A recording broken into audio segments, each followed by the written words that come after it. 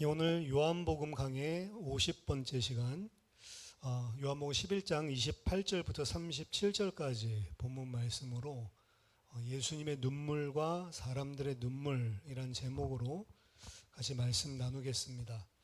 오늘 본문 전에 이야기 배경들을 여러분들이 지난주에 잘 들으셨죠? 예수님께서는 나사로가 죽었다는 사실을 인지하시고 나사로를 다시 살리시기 위해 베다니로 오십니다.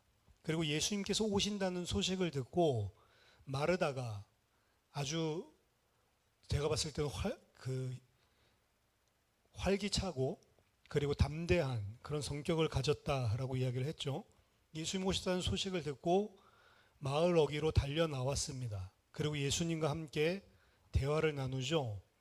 예수님을 만나자마자 마르다가 한 말은 주께서 여기 계셨더라면 내 오라버니가 죽지 아니하였겠나이다. 그러나 나는 이제라도 주께서 무엇이든지 하나님께 구하시는 것을 하나님이 주실 줄 압니다. 라고 이야기를 합니다. 그 말을 듣고 예수님께서 뭐라고 말씀하시냐? 네 오라비가 다시 살아날 것이다. 라고 이야기를 합니다. 분명히 마르다는 주님께서 지금은 무슨 말이죠? 이미 오빠가 죽었지만 지금이라도 무엇이든지 구하는 것은 하나님이 주실 줄을 제가 믿습니다. 그리고 예수님께서 말씀하시죠. 네 오라비가 다시 살아나리라. 예수님이 베다니로 오신 것은 이미 제자들에게 베다니로 출발하기 전에 말씀하셨습니다. 나사로가 잠이 들었다. 이제 내가 그를 깨우러 가겠다라고 이야기를 했죠. 그러니까 제자들은 잠들었다고 하니까 잠들었으면 병이 낫겠네요. 그랬더니 예수님께서 아니 나사로가 이미 죽었다는 말이다. 그럼 죽은 사람을 다시 깨우러 내가 간다라고 하는 것은 죽은 나사로를 내가 다시 살리러 간다라고 하는 의미죠. 이런 문맥에서 이해한다면 주께서 여기 계셨더라면 내 오라버니가 안 죽었을 것입니다 라고 이야기하고 있는 마르다에게 예수님은 걱정 마라. 내가 네 오라비를 다시 살리러 왔다 라고 하는 의미가 되겠죠. 하지만 이에 대해 마르다는 마지막 날 부활 때에는 다시 살아날 줄 믿습니다 라고 이야기를 합니다. 이에 대해서 예수님은 바로 예수님 자신이 그 마지막 날 종말 때 있을 부활과 생명을 주관하는 자이심을 밝히십니다. 내가 바로 부활이고 생명이다. 나를 믿는 자는 죽어도 살게 했고 무릇이라고 하는 것은 모든 사람들이라는 거죠. 모든 자들, 어떤 모든 자들, 살아서 나를 믿는 모든 자들은 영원히 죽지 아니하리라. 이 말씀을 지금 마르다에게 하시는 것은 네 오라비가 다시 살아나리라 라는 주님의 말씀을 현재적인 의미로 이해하지 않고 나중에 종말 때에는 다 부활할 때 그때 오빠도 살아나겠죠 라고 이야기하고 있는 마르다의 생각을 바꾸시기 위한 것입니다. 지금은 살아나지 못한다고 생각하냐? 내가 바로 그 생명과 부활을 주관하는 자다. 하나님께서 세우신 자다. 사실 문맥상으로 보면 마르다에게 그 이야기를 하고 있는 거예요. 종말에 살아나게 될 것이다. 그것 넘어서서 그 종말에 살아나게 할 주체가 나이고 내가 지금 네 오빠를 살리러 왔다는 이야기다 라는 식으로 사실 구체적인 이 사건에 대해서 이해를 할 수가 있을 겁니다. 네가 이 사실을 믿냐라고 물어보는 거죠. 그래서 내가 장차 있을 부활 그리고 생명을 주관하는 자로서 내가 네 오라비를 다시 살릴 것이다. 예수님의 문맥상의 의미는 이거예요. 언제? 나중이 아니고 지금 살릴 거다라고 이야기를 하고 네가 이 사실을 믿느냐라고 물어봤을 때 이에 대해서 말하다가 주는 그리스도시요 세상에 오시는 하나님의 아들이십니다 라고 고백을 하죠. 그야말로 100점짜리 고백입니다.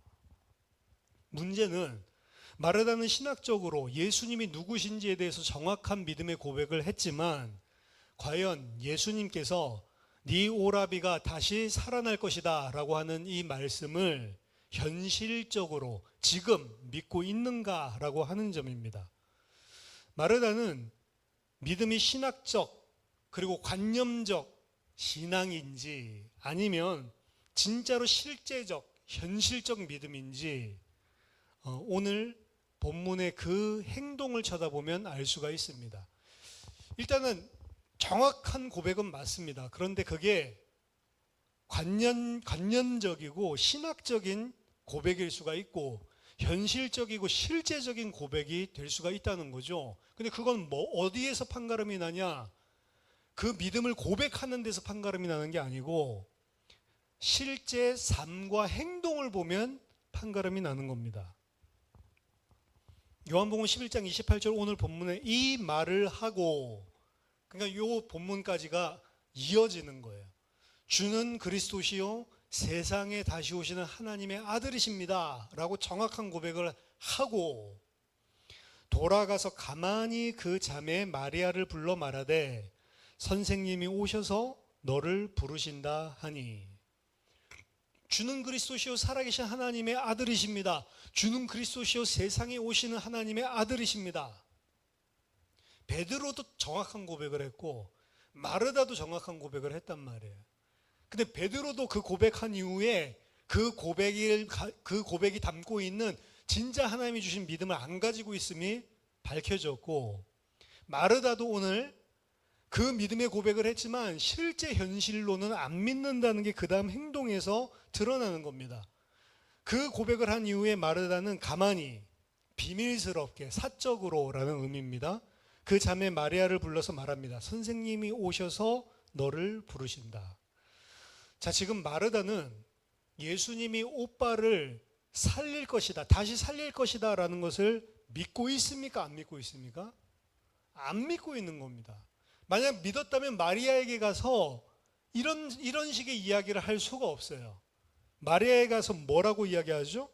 달려 들어가서 마리아뿐만 아니고 모든 사람이 다 듣도록 예수님이 지금 오셨는데 우리 오빠를 다시 살려주신대요 라고 이야기를 해야죠. 우리 오빠가 다시 살아난대요. 마리아야, 우리 오빠가 다시 살아난대. 믿었으면 당연히 이게 먼저 튀어나와야죠. 어떻게 조용히 가만히 와서 마리아야 예수님이 너 부른다 이러고 끝낼 수가 있냐고요. 안 믿는다는 방증입니다. 마리아야 빨리 나와봐. 예수님 오빠 살려준대. 다시 살아난대. 빨리 가보자. 이게 정상적인 반응이죠. 안 믿는다. 믿었다면 당연히 이렇게 행동을 했을 것이라고 저는 생각을 합니다. 마리아가 이 말을 듣고 급히 일어나 예수께 나아가매 예수는 아직 마을로 들어오지 아니하시고 마르다가 맞이했던 곳에 그대로 계시더라. 마리아와 함께 집에 있던 위로하던 유대인들은 그가 급히 일어나 나가는 것을 보고 곡하러 무덤에 가는 줄로 생각하고 따라가더니, 결국에는 마리아만 살짝 불렀다는 것도 사실은 불가능했죠. 마리아가 나가니까 이 곡하기 위해서 모여든 사람들이 다 곡하러 가나 보다, 무덤에 가나 보다 다 따라 나가잖아요. 이 유대인들은 당시에 와 있던 조문객들도 있었겠지만 전문적으로 곡하는 사람들도 유대 풍습상 많이 고용을 했다고 합니다. 유대 관습에 의하면 아무리 찢어지게 가난하더라도 이 장례를 하게 되면 적어도 2명의 피리 연주하는 자들과 그리고 전문적으로 애곡을 하는 여자를 고용했다라고 합니다. 하지만 12장에 보면 엄청난 향유를 깨트리죠. 사실은 이 나사로 집안이 부자 같아요. 영향력도 있었던 것 같습니다. 그러니까 수많은 유대인들이 그 집을 찾아왔죠. 이 가족은 결코 가난하지 않았고 도리어 부자였습니다. 그렇기 때문에 아마도 훨씬 더 많은 그런 음악하는 사람들 그리고 곡하는 사람들이 고용됐을 가능성이 많다. 그리고 그 사람들은 곡하러 가는구나 라고 생각을 하고, 왜 돈 받고 곡을 해야 되니까 당연히 따라 나설 수밖에 없었던 거죠. 마리아가 예수님께 달려와서 하는 말이 이겁니다. 32절, 마리아가 예수 계신 곳에 가서 배웠고 그 발 앞에 엎드려 이르되 주께서 여기 계셨더라면 내 오라버니가 죽지 아니하였겠나이다 하더라. 자, 아까 전에 마르다가 예수님 처음 만났을 때 한 말이 뭐였죠? 주께서 여기 계셨더라면 내 오라버니가 죽지 아니하였겠나이다. 21절. 21절과 32절 마르다와 마리아의 예수님 처음 만나자마자 하는 말이 토시 하나도 안 빠지고 똑같죠. 그 말은 무슨 말입니까? 마르다가 자기가 받은 게 하나도 없는 거예요. 만약에 마르다가 예수님께서 다시 오빠를 살아날 것이다 라고 하는 말을 진짜 믿었더라면 마리아가 왔을 때 이 말을 안 했을 거예요. 예수님께 뭐라고, 오빠가 살아난다고요? 그게 무슨 말이에요 예수님? 이렇게 물어봐야지 마르다가 정확하게 전달을 한 거겠죠. 그러니까 마르다는 예수님 앞에서는 믿는다라고 고백했지만 실제로는 안 믿었다는 게 드러난 것이고, 그 안 믿은 열매가 마리아의 오늘 이 똑같은 반응이에요. 마르다가 오빠를 살린다라는 사실을 몰랐을 때랑 똑같은 반응을 지금 예수님께 하고 있는 거잖아요. 지금 마리아는 예수님이 나사로를 살릴 것이라는 말씀을 아예 듣지 못한 사람의 반응을 하고 있고요. 그럼 마르다가 처음 했었던 반응과 정확하게 동일한 것이었습니다. 그 33절에 예수께서 그가 우는 것과 또 함께 온 유대인들이 우는 것을 보시고 심령에 비통히 여기시고 불쌍히 여기셨다라고 이야기 나오는데요. 마리아는 그 말을 하면서 아마 막 슬프게 막 울었던 것 같아요. 마르다는 울었다는 말이 안 나오는데 마리아는 좀 마음이 약한 사람일 수가 있습니다. 슬프게 울었고 또 함께 곡하기 위해서 왔던 전문 고용인들이랑 유대인들도 그 모습을 쳐다보고 같이 막 곡을 하는 거죠. 우리나라처럼 아이고 아이고 하고 있는 거죠. 예수님 앞에서 울음바다가 터졌습니다. 하지만 예수님께서는 그들이 우는 것을 보고 심령에 비통히 여기시고 불쌍히 여기셨다라고 이야기를 하는데요. 자, 여기 심령에 비통히 여기셨다라고 하는 표현은 헬라어로 엠브리마이오이라고 하는 동사를 사용하고 있습니다. 근데 이 엠브리마이오이라고 하는 이 동사는 오늘 요한복음 11장에서 2번 사용됐고요. 그리고 나머지는 마태복음에서 한 번, 마가복음에서 2번, 총 5번만 성경에서 사용된 동사인데 마가복음 14장 4절 5절을 제가 읽어드릴게요. 이것 또한 이 마리아 이야기입니다. 마리아가 향유옥합 깨트린 그 사건이에요. 어떤 사람들이 화를 내어 서로 말하되 어찌하여 이 향유를 허비하는가? 이 향유를 300데나리온 이상에 팔아 가난한 자들에게 줄 수 있었겠도다 하며 그 여자를 책망하는지라. 자, 여기서 비통히 여긴다는 말이 안 나오죠. 어디가 비통히 여긴다라는 엠브리마이오이냐면 책망하는지라, 이 부분입니다. 책망했다라고 번역된 단어가 바로 오늘 비통히 여기시고라고 하는 단어랑 똑같은 단어예요. 그리고 나머지 부분들 세 군데서 다 똑같은 동사로 같은 의미를 가지고 사용됩니다.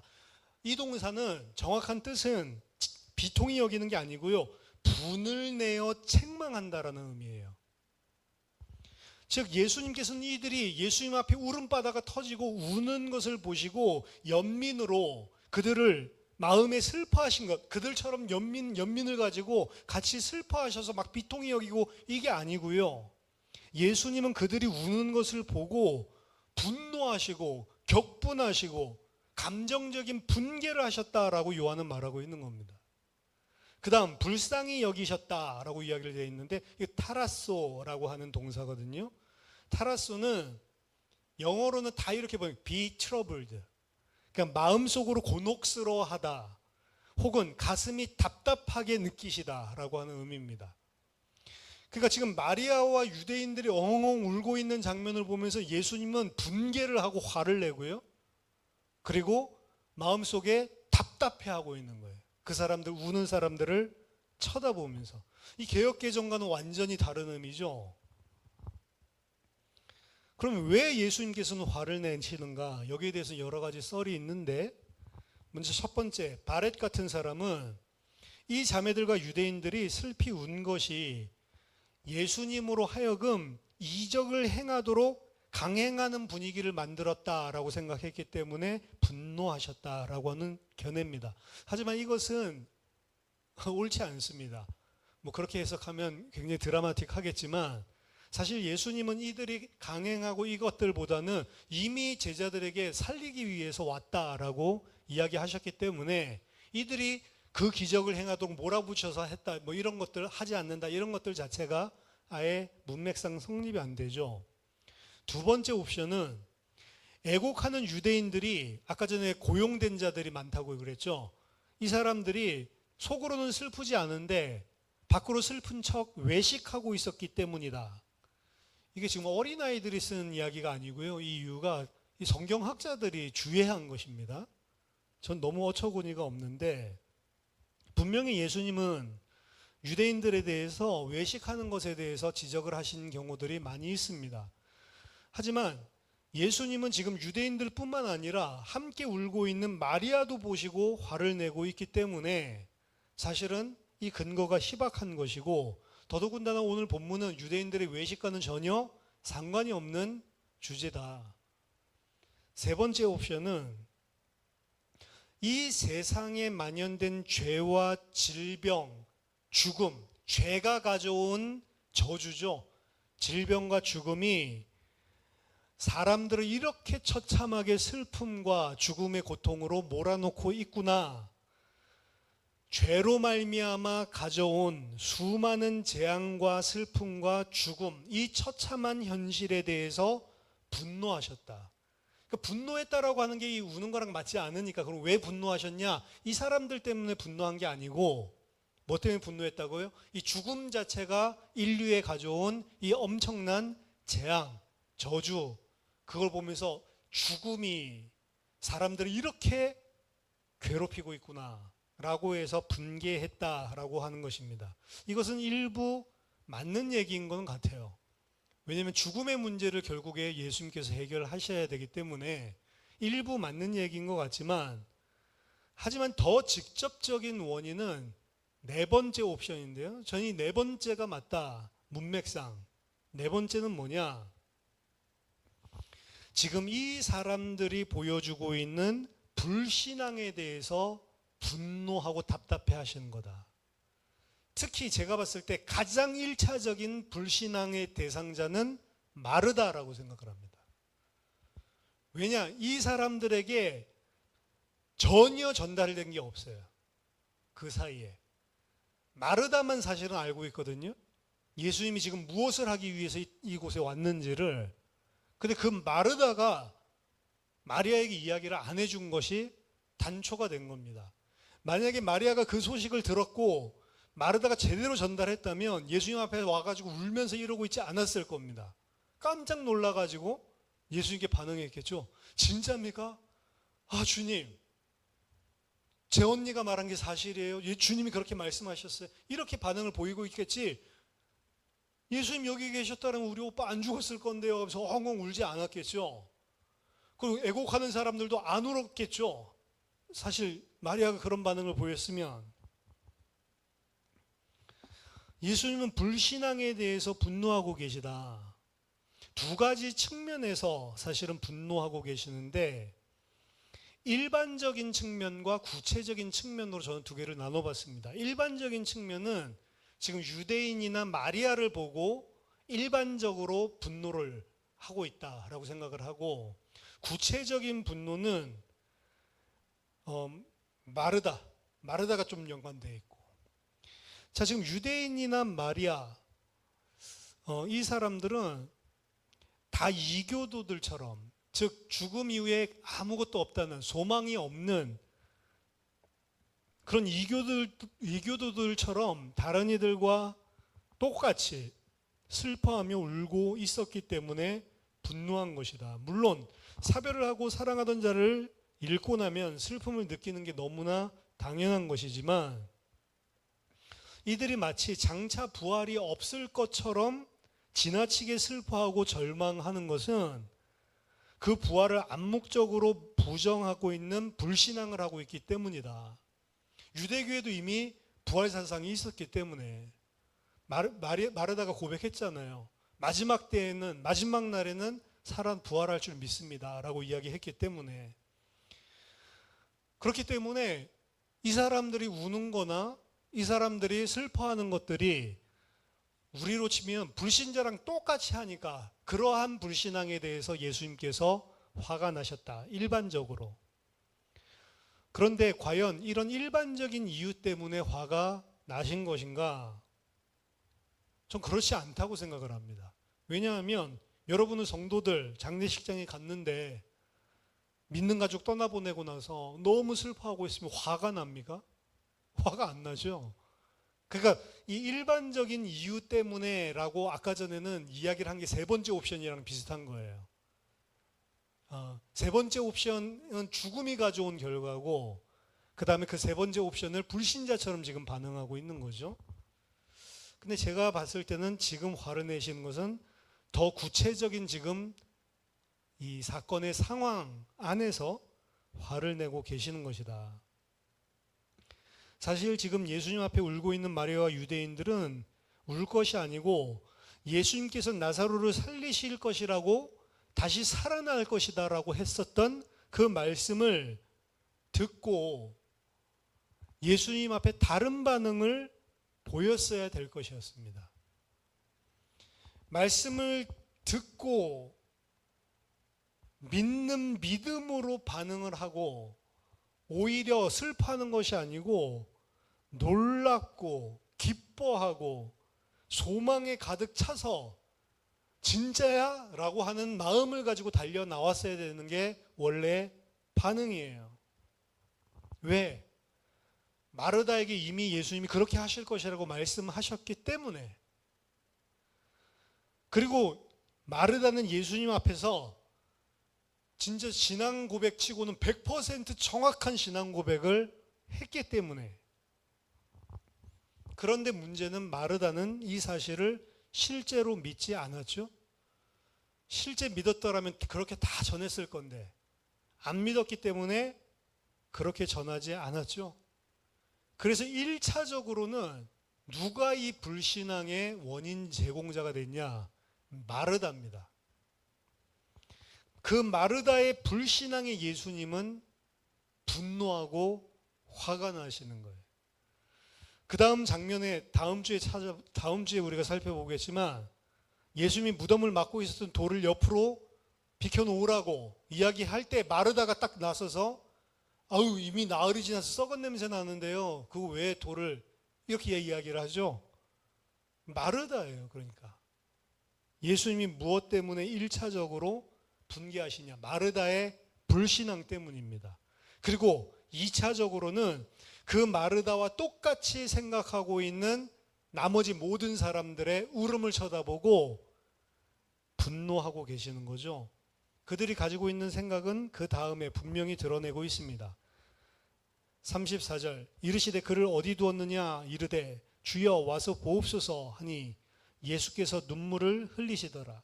35절에 보면 예수님께서 눈물을 흘리시죠. 근데 그 눈물을 흘리시는 예수님을 쳐다보면서 유대인들은 봐라 그를 얼마나 사랑하셨는가 이렇게 해석을 하죠. 예수님께서 이 눈물을 흘리시는 장면은 위에 보면 마리아와 그리고 유대인들이 우는 장면이 나오는데 사용하는 동사를 다른 동사를 사용합니다. 마리아와 유대인들이 우는 것을 나타내기 위해서는 클라이오라고 하는 동사를 사용하고요. 하지만 예수님께서 눈물을 흘리신다라는 의미를 지닌 동사는 다크리오라는 동사로 다른 동사를 사용하고 있어요. 즉 예수님이 우시는 것과 지금 마리아와 유대인들이 울고 있는 그 우는 것을 다른 동사를 가지고 표현을 하고 있습니다. 왜 같이 우는 장면에서 요한은 무리들의 울음과 예수님의 울음을 다르게 표현하는가? 저는 그 이유가 그들이 서로 다른 이유로 울고 있기 때문에, 그들이 우는 이유, 눈물을 흘리는 이유가 예수님과 그리고 마리아와 유대인들이 우는 그 우는 눈물이 다르기 때문에 다른 동사를 사용하고 있다. 통상적으로 눈물을 흘리다라고 하는 이 예수님 눈물을 흘렸다라고 표현되는 이 동사는요, 어떤 재난을 앞두고 탄식하며 우는 것을 나타냅니다. 하지만 예수님이 죽은 나사로를 곧 살리실 것이었기 때문에 예수님께서 우시는 것은 죽은 나사로 때문에 안타까워서 슬퍼해서 우는 게 아닙니다. 도리어 누구 때문에 예수님은 눈물을 흘리고 있냐면 지금 울고 있는 그들의 불신앙을 쳐다보면서 울고 계시는 거예요. 예수님은 나사로를 탄식하는 것이 아니고 지금 예수님 앞에서 울고 불고 있는 그 사람들의 불신앙을 탄식하면서 예수님은 눈물을 흘리고 계신 것입니다. 하지만 그 눈물을 쳐다보고 이들은 뭐라고 해석을 했습니까? 봐라, 그가 얼마나 나사로를 사랑했으면 이렇게 눈물까지 다 흘리냐. 자신들의 눈물로 착각을 하는 거죠. 자신들의 수준으로 생각을 합니다. 자기들 우는 것과 예수님 우는 것을 같은 것으로 착각하고 있습니다. 예수님도 자신들처럼 죽음 앞에서는 어쩔 수 없는 절망의 눈물을 흘리는구나, 이렇게 생각하는 거예요. 왜냐? 37절에 보니까 그중 어떤 이는 말하되 맹인의 눈을 뜨게 한 이 사람이 그 사람은 죽지 않게 할 수 없더냐. 나면서부터 맹인대자의 눈은 뜨게 했지만 사람이 죽는 것은 어쩔 수가 없구나. 이 사람이 그렇게 사랑하는데도 죽음은 컨트롤 못하는구나. 그러니까 슬퍼서 우는구나, 우리처럼. 이들이 가지고 있는 불신앙의 내용입니다. 예수님을 많은 사람들 중에 하나, 자기들 수준으로 생각하고 있는 거예요. 아까 전에 마르다는 뭐라고 고백했죠? 주는 그리스도시요 세상에 다시 오시는 하나님의 아들이십니다. 하나님께서 세상에 보내시기로 한 그분이십니다. 근데 지금 울고 있는 이 사람들, 제가 봤을 때는 마리아, 마르다 포함해서 이 사람들 예수님을 어떤 수준으로 생각해요? 그리스도?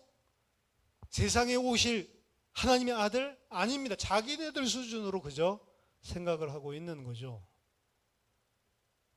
자, 오늘 본문 가지고 우리가 세 가지 생각하고 정리를 하겠습니다. 먼저 첫 번째는 예수님의 눈물과 사람들의 눈물은 같은 눈물이지만 전혀 다른 의미가 담긴 눈물이었다.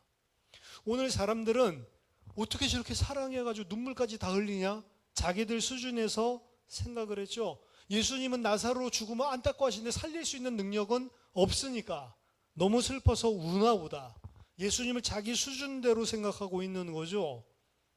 하지만 오히려 예수님은 나사로 때문에 슬퍼하고 있는 게 아니고 그럼 불신앙하고 있는, 이렇게까지 믿지 않고 있는 그들을 쳐다보고 답답하고 탄식하면서 지금 분노의 눈물을 흘리고 계신 것입니다. 예수님이 보시는 것과 그들이 보는 게 다른 거예요. 예수님이 지금 관심 있게 하는 거, 예수님이 눈물 흘릴 정도로 지금 답답해하는 거, 이게 이 사람들에게는 안 보이는 겁니다. 자신들이 답답해하는 것만 보고 있어요. 하나님이 보시는 것과 내가 보는 게 다르다면 어떻게 되겠습니까? 운다는 것은 마음속에 있는 진심입니다. 최근에 우신 적이 있습니까? 도대체 뭐 때문에 울었습니까? 하나님께서 우시는 이유랑 같은 이유로 울었습니까? 아니면 하나님과 전혀 다른 이유 때문에 울었습니까? 제가 늘 하던 말씀이죠.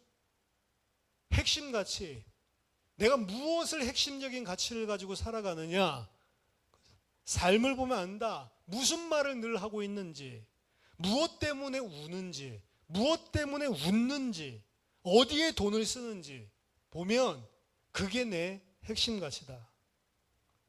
이게 하나님과 안 통하면 어떻게 되겠냐고요.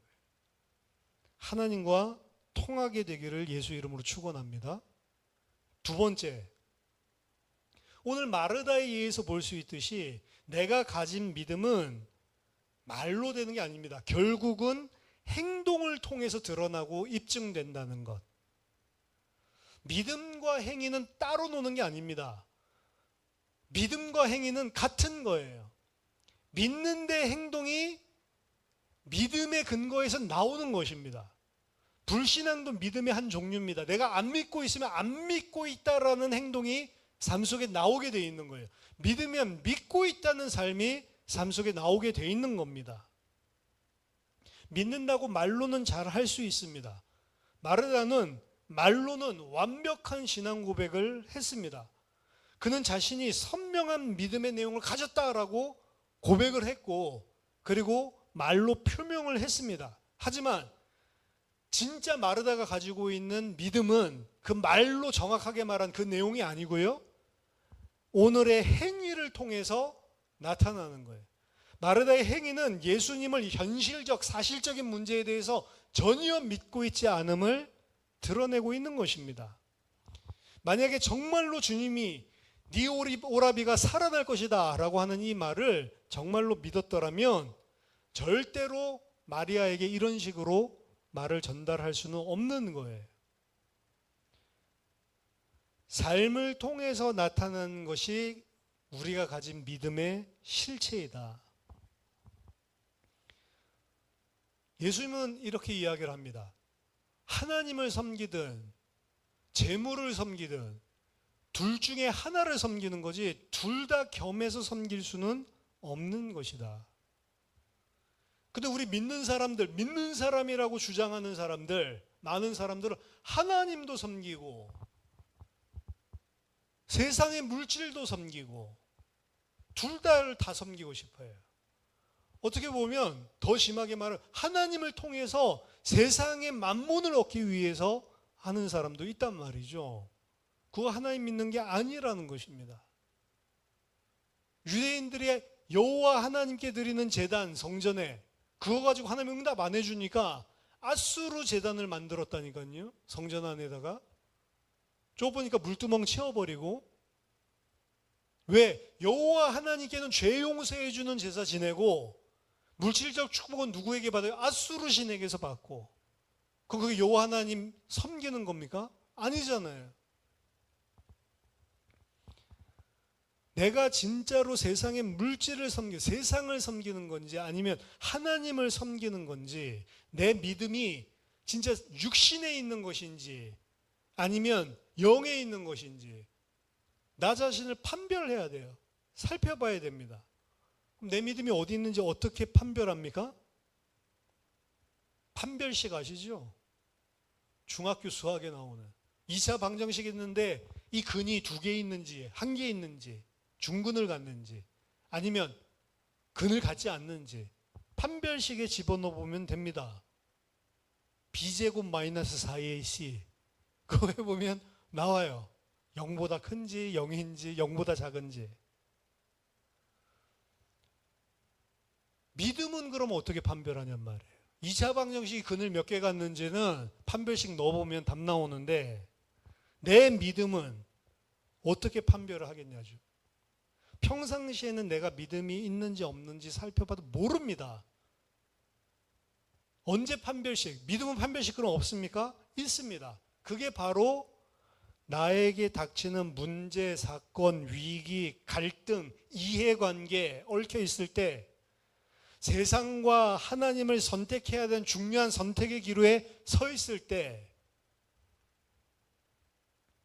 그때 내가 어떻게 행동하고 있는지가 내 믿음의 판별식이에요. 사실은 문제만 오면 막 흔들리고 막 불안해하고, 그게 문제가 와서 흔들리고 불안한 게 아니고 평소 때 믿음이 그랬다는 게 판별되는 거예요. 우리의 삶 속에서 일어나고 있는 사건과 문제들을 통해서 하나님이 내가 믿음에 있는지 믿음에 있지 않은지, 믿음에 있지 않다면 하나님께서 그것을 빨리 깨닫고 그 믿음을 가지도록 문제도 위기도 갈등도 사건도 계속 우리에게 주시는 겁니다. 근데 그 문제와 갈등이 문제 갈등 안 되는 믿음이 있으면 똑같은 일이 오는데도 문제가 없는 거예요. 그래서 시험에 들지 않고 시험을 없애달라고 기도하지 않고 시험에 빠지지 않게 해달라고 기도하잖아요.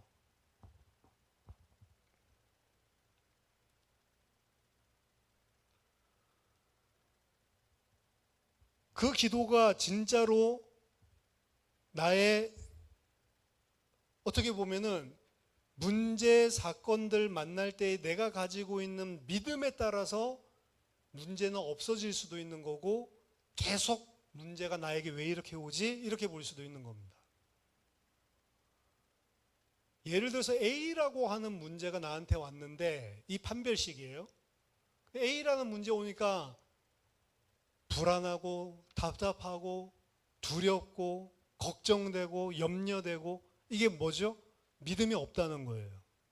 A라는 문제에서 딱 판별식에 너는 이 정도의 문제, A라는 문제가 오면 하나님을 안 믿는 거구나. 딱 판별식에 걸린 거예요.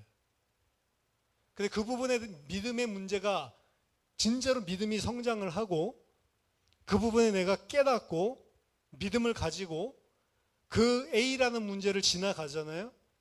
그럼 그 다음에 또 A랑 똑같은 A 문제가 옵니다. 우리 삶에.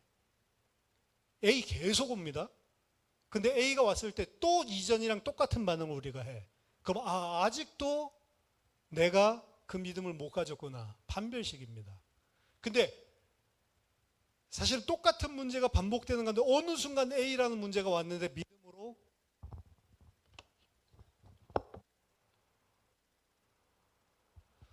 어느 날 똑같은 A라는 문제가 왔는데 믿음으로 툭 넘어섰어요. 그러면 이제 내가 그 믿음을 이제 가지게 됐다라는 증거죠.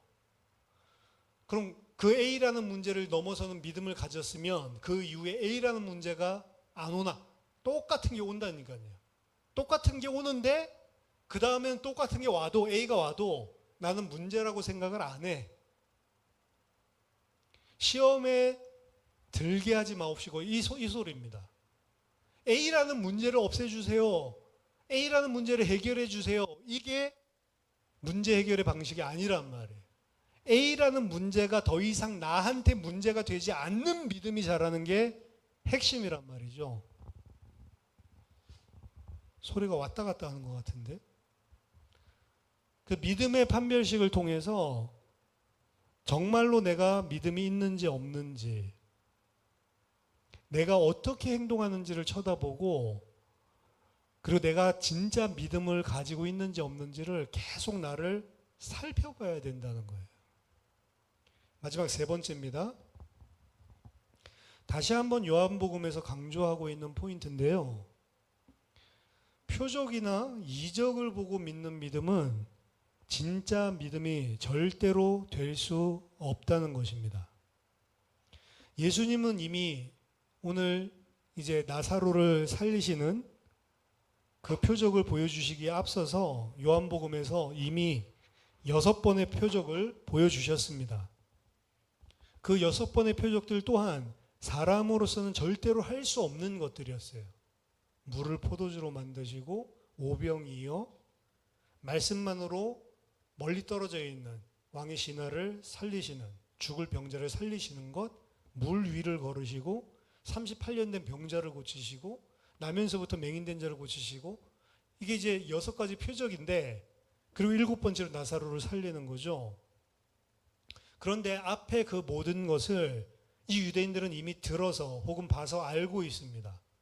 알고 있다는 방증이 37절에 나면서부터 맹인된 사람 눈은 뜨게 하면서 죽은 사람은 못 고치는 거야?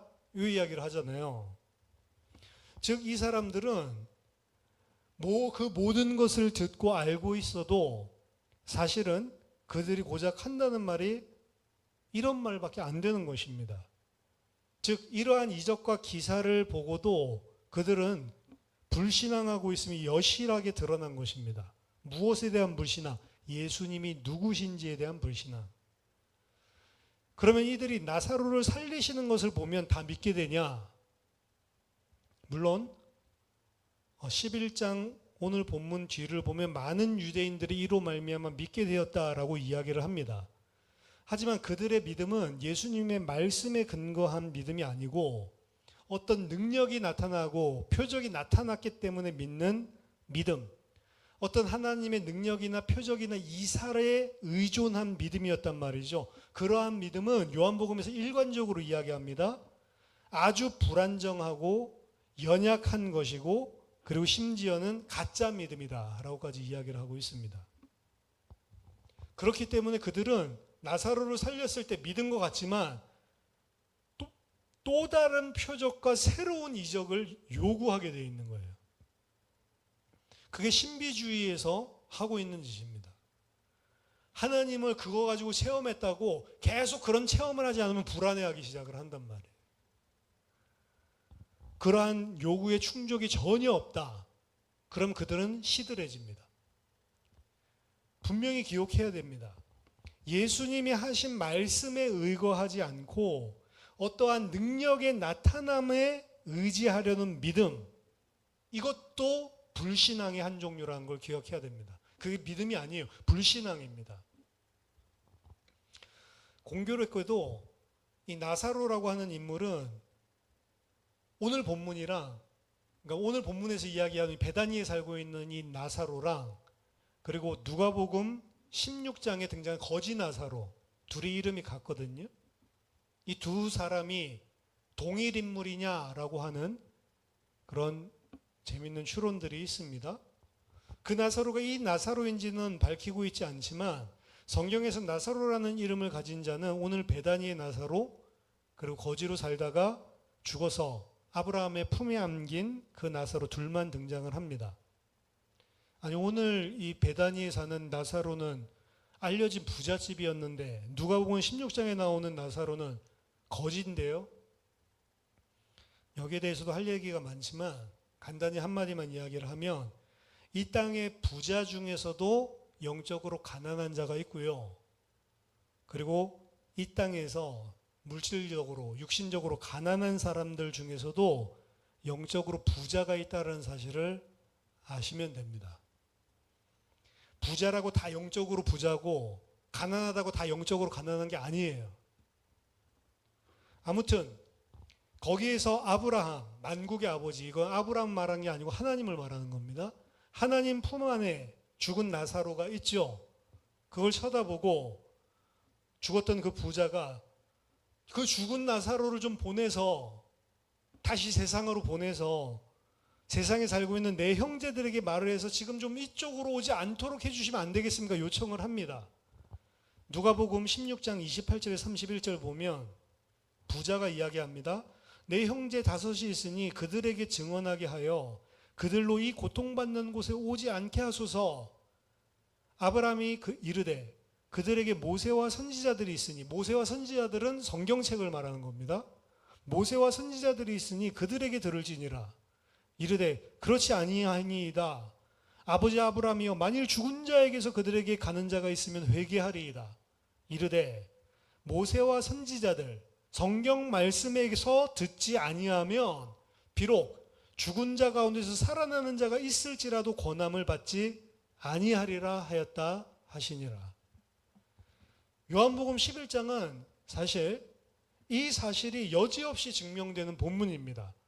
나사로가 죽었다가 살아나잖아요. 죽었다가 살아나는 사람이 이야기를 해줘도 권함을 받지 않는다. 예수님이 말씀하셨는데, 죽은 자가 살아나는 기적이 있어도 그거 기적 자체는 사람에게 참 믿음을 줄 수 없다는 것입니다. 우리들에게 진짜 믿음을 주는 것, 우리들에게 진짜 믿음을 줄 수 있는 것은 하나님이 주신 말씀밖에 없는 거예요. 그 말씀만이 우리를 흔들리지 않는 온전한 믿음을 주는 겁니다. 지금 나사로 살아나서 많은 사람 믿었다고 했잖아요. 이 사람들 나중에 다 떠나간다고요. 잠시 그들의 어떻게 보면 감정적인 믿음 가진 것 듯한 그런 착각을 하게 한 거지, 믿음 가진 게 아니란 말입니다. 기억해야 됩니다. 이 사람이 살아나면, 죽은 자가 다시 살아나서 말해주면 그들이 회개하고 믿지 않겠습니까? 이게 세상 사람들 생각이에요. 그래서 예수님 분명히 아시죠? 아니, 그런 사람이 있다 하더라도, 그런 사람이 오늘 요한복음 11장에서 나사로고, 더 궁극적으로는 예수님이 부활하시는 것을 보고도 안 믿는 사람이 많았다니까요. 유대인들은 예수님 부활했다는 소문을 듣고 그걸 돈 주면서 거짓말하라고까지 해서 사실을 은폐하려고까지 했다니까요. 나사로가 죽었다가 살아나서 사람들이 믿는 사람들이 많아졌다고 하니까 나사로까지 죽여버리자, 이렇게 나온다니까요. 죽었다가 살아난 자가 있어도 그 사람이, 그 기적이 사람에게 믿음을 주는 건 아닙니다. 진짜 믿음을 주는 건 하나예요. 하나님의 말씀입니다. 우리에게 회개하게 만들고 생명을 얻게 하는 믿음을 주는 유일한 하나님의 방법이 하나님의 말씀이에요. 그래서 우리는 하나님의 말씀에 생명을 걸어야 되는 것입니다. 그리고 그 말씀이 우리에게 믿음을 주게 했을 때 말씀으로 현실 앞에서, 현실은 말씀과 모순되는 것들이 일어나거든요. 예수님의 말씀, 주님의 말씀과 나사로 오빠가 살아날 것이다. 전혀 세상적으로는 안 믿어지는 거거든요. 근데 그 말씀에 근거한 믿음을 가졌을 때 현실과 상관없이 흔들리지 않는 믿음의 행동이 나오게 돼 있는 거거든요. 말씀을 맺겠습니다. 세 가지를 생각하라고 그랬죠? 나는 과연 하나님이 관심 있는 것에 똑같은 관심을 가지고 있는 것인가? 두 번째, 결국에 내가 가지고 있는 믿음은 삶을 통해서, 내 행동을 통해서 드러나는 것이다. 문제, 사건, 위기 왔을 때 그게 내가 믿음이 있는지 없는지를 보여주시는 판별식이다. 말로는 절대로 믿음을 증명할 수 없는 것입니다. 마지막 세 번째, 어떻게 우리가 온전한 말씀을 가질 수 있냐, 믿음을 가질 수 있냐? 하나님의 말씀 외에는 답이 없다. 말씀 가지고 우리가 온전한 믿음이 생기는 것이고요. 말씀 가지고 하나님이 보시는 것을 나도 볼 수 있는 것입니다. 그래서 저와 여러분이 하나님의 말씀으로 예수님의 눈물의 의미가 이 사람들의 눈물의 의미랑 달랐거든요. 예수님의 눈물의 의미를 알게 되는, 같은 눈물을 흘릴 수 있는 주님의 사람들 다 되시기를 예수 그리스도 이름으로 축원합니다. 기도하겠습니다. 살아계신 하나님 아버지, 은혜를 감사드립니다. 우리들에게 말씀으로 역사해 주셔서 우리로 하여금 회개하고 온전한 믿음을 가진 자로 살아가게 하여 주시옵소서. 말씀을 가지고 하나님 세상에, 하나님 내 삶을 통해 하나님 믿음의 사람임을 증명할 수 있는 참 믿음의 사람이 되도록 축복해 주시며, 말씀이 나의 눈을 변화시키셔서 하나님이 보시는 것을 하나님이 귀중하게 여기고 하나님이 가치 있게 보는 것을 나도 귀중하고 가치 있게 볼 수 있는 자로 변화시켜 주시옵소서. 살아계신 주 예수 그리스도 이름으로 기도하옵나이다. 아멘.